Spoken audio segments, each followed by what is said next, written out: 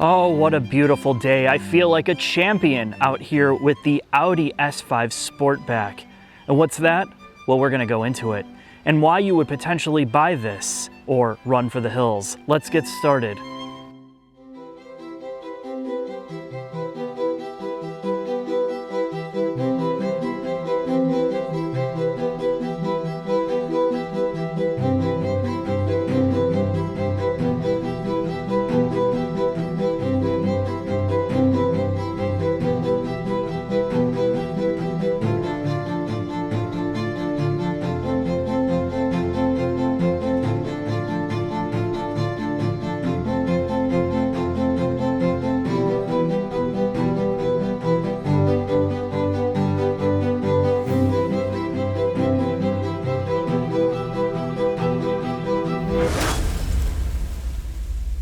All right, let's get on the inside. Whoo-wee! These red seats with the cross stitching and the red accents, it feels like a booth at a pizza restaurant. And typically when you get into German vehicles, specifically Audi, they go off the deep end with this modern, sterile aesthetic. And yes, it still has some of this with the clean lines, like the alloys across the center dashboard, across the center console area. But then they mix it up here. The steering wheel feels like it's out of a true sports car. The way that you're fitted, the way that you feel driving this, gives you a sense of control of the car while still being extremely comfortable and quiet.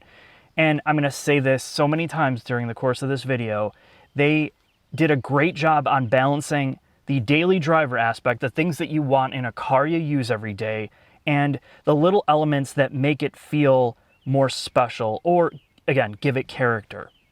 All right. Take a look at these knobs and buttons and switches. Yes, we're going to talk about them. They're intuitive.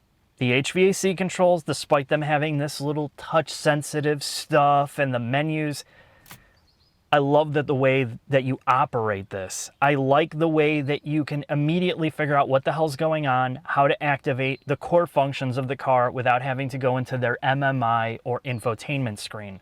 Because when you have to do that on most cars, it gets annoying extremely fast. So if you're using this car every day, like I do, I can just turn off the screen up here with a one-touch button, and then I can just enjoy the drive. My buddy Bernard texted me from his private jet. He's like, what's a Sportback? I said, this isn't some Mickey Mouse operation. A Sportback is a hatchback. Take a look at it. Look at the mouth. Look at the width. And I would wager this probably has the usability of most small CUVs. And once you load this thing up, and you know, I've had a whole bunch of different people in here. I mean, they put everything, and there's nothing that you can't do with this to a certain extent. And the best part is it still drives and feels like a car. Now, granted, you could argue the exterior styling and proportions are strange, but you know what? I'm going to leave that to you. Let's talk about the negatives of the interior. All right, let's talk about the negative stuff. And as much as the technology is good in here, there are some things that rub me the wrong way. The primary instrument cluster, as great as it looks, they're using NVIDIA processors on all the new Audi products, so you get great graphical, all the graphics look good, but the screen is so bright at night, and it does generate a lot of heat. And if you're somebody that likes a darker interior experience, you can't dim it down enough. The second part is the MMI or the infotainment. I like the fact that they've added a lot of physical controls in here, but getting around, like, me and Jack were in here at the same time and we were high-fiving each other, celebrating how much we're winners. And his phone paired over my phone. And I was sitting in here trying to figure out, how the hell do I get to the connection manager? How do I disable his phone and connect mine? And it's little things like when you start to menu jump and you have to menu jump for all this, it's annoying. It's not a deal breaker, but it's just something to talk about if you're in here, because there's just not a whole lot of other things to complain about. The seats are super comfortable, like the massaging function. It's not as great as their higher-end luxury cars, but it's nice that it's there. Conversely, why are you paying $67,000 for a car that doesn't have seat coolers in it? And there's a lot of little things in here that don't add up for the price when you get it in $20,000 cars now. And it's one of those, you just have to sit in here, you have to go over the feature set and find out what's really important for you for the price and the things that, you know, you don't need. I'm going to stop rambling. Let's head into the shop and talk turkey briefly before I get this on the road. Now's your chance to have a look at the S5 on the Benpack lift. And as you see more and more cars, there's nothing particularly crazy about the underbody of this. It's covered up like many vehicles. You have composite covers, which has a lining on it to reduce NVH and road noise. You have aluminum lower control arms. Your knuckle is aluminum. Your upright, which leads to your Sachs dampers. And this has a dual ball joint design in the bottom part of the knuckle, and you have a split upper A-arm as well. Now, all of this is there to increase rigidity, to improve, it helps reduce toe angle change under heavy compression and maintains a more even contact patch. And there's some things that it does with camber angle as well under load. You have more camber added or more negative camber added as you load up one side, which is why you typically want it for performance. But let's get to the back end. The rear half of the S5 is a little bit more interesting with this multi-link, and that is because of the use of different materials. Now, much like the front, your subframe carrier is all steel.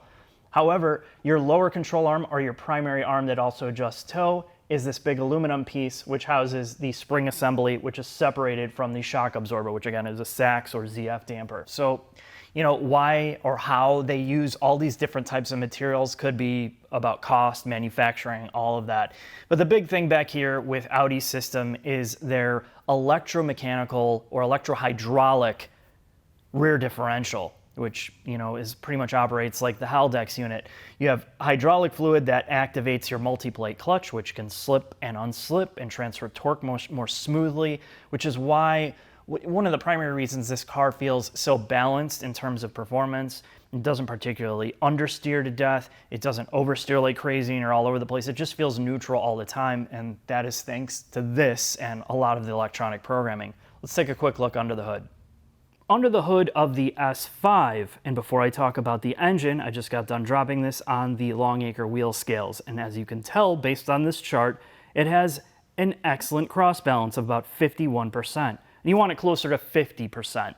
And this helps when you're turning left to right. Those transitions makes the car feel more balanced, more neutral. And even the front to rear ratio is pretty good for a car of this type. But let's talk about the V6 design. And you're seeing this in more German vehicles. It's becoming the trend. It's becoming more popular in the V8s and now on the V6 side with VW and Audi. Now, this is what's called a hot V. And it's... You could probably read into that farther than you should, but the hot V on the engine is because they're putting the turbo at the top in between the V. And the other benefit of this is it's making the V wider at about a 90-degree angle, which helps with packaging. It gives the engine, it gives them more flexibility in packaging all of the components in here because you don't have a turbocharger or turbochargers outboard or trying to manage them under the car in certain configurations, and mostly you're going to lower the center of gravity. Now, the other thing that they're able to do is have less plumbing. You can get exhaust gases to the turbocharger or turbochargers more quickly to spool them up faster, which reduces the feeling the feeling of turbo lag. The other thing they do is they integrate the exhaust manifold into the heads with the integrated water jackets. And all of this is a grand scheme for emissions, improved performance, more emissions control, fuel economy. But the negative part is you have to deal with all the heat that you're generating by sticking a turbo at the top part of the motor. And some companies, which I'm not going to name here, tried this and they didn't accommodate for things like melting or cracking PCV tubes or rubber hoses or trying to manage the heat effectively, and it caused damage to other parts of the motor. And that's what happens when you try to develop stuff from the start. So VW and Audi had a ton of engineers working on this because this is the way they're going forward with their V6 designs. And when you drive it, you would never even know that it's there. There's very minimal turbo lag on this specific car, the way that they have it tuned. The only question is, how is it going to hold up, and can I grill hot dogs on the top of this? And that's something I'm going to try in the future. If you have recommendations for hot dog sponsorships, I'm all for it because nobody's giving me the wieners that I want when I want them.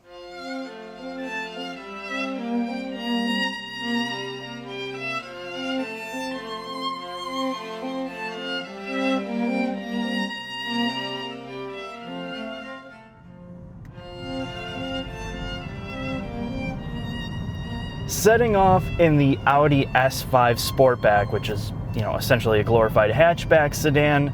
And if you've seen any of my previous Audi car videos, you'll know I'm a pretty big fan of the way that they set these things up. And I'm just gonna get right into it. With the S5, one of the things that Audi does extremely well is they understand that this is going to be used as a vehicle you're going to drive every single day. And the best part is the suspension tuning. When you're in comfort mode, and of course you can switch it to however you want, when you're in comfort, this thing glides and rides perfectly over every pavement type. You never get the sense that you're getting beat up by this car. They don't overly spring it. They don't give you extremely insane damper rates that just doesn't handle your daily commute. You know it's sporty. You know it's a little bit more performance oriented when you get on the throttle and you use the steering. But when you're driving every day in traffic and all of that, there's not a huge penalty for owning a car like this. Now the other part is when you pull a paddle, if you're manually shifting this,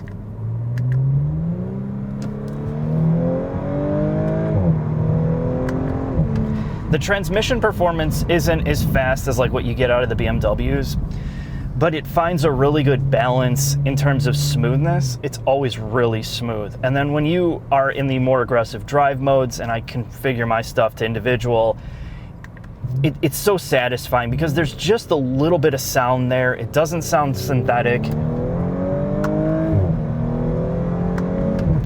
And this thing pulls, and when you downshift, it's quick, it's responsive without being so aggressive that it gives you gear shocks. And I think that's the way that they've kind of tuned this, is they don't want to make it insanely annoying, where you could literally drive this in manual mode pretty much the whole time without annoying the passengers. You don't have your head snapping, you don't feel a huge driveline shock, but it's just quick enough and smooth enough to be enjoyable to drive.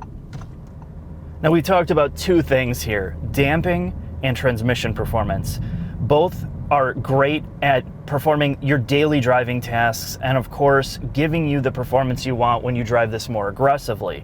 Now clearly this isn't some raging track or sports car, and it's not trying to be. It's trying to blend everything together, and of course there's compromise with doing that. But I'm gonna get on the throttle here a little bit, just kind of whip it around a corner or two and just see how it balances all of this together.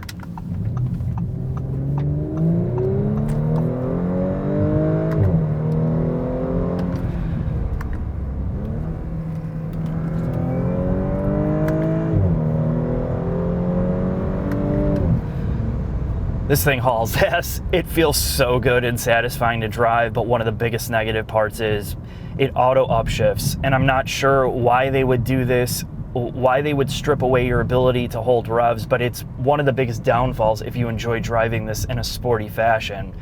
Now, when you come to a stop and you want to launch this, basically you're gonna brake torque it. I typically leave it in manual mode and individual. I like the suspension in kind of the softer setting, but everything else in sport. Hold down the brake, give it a little bit of throttle.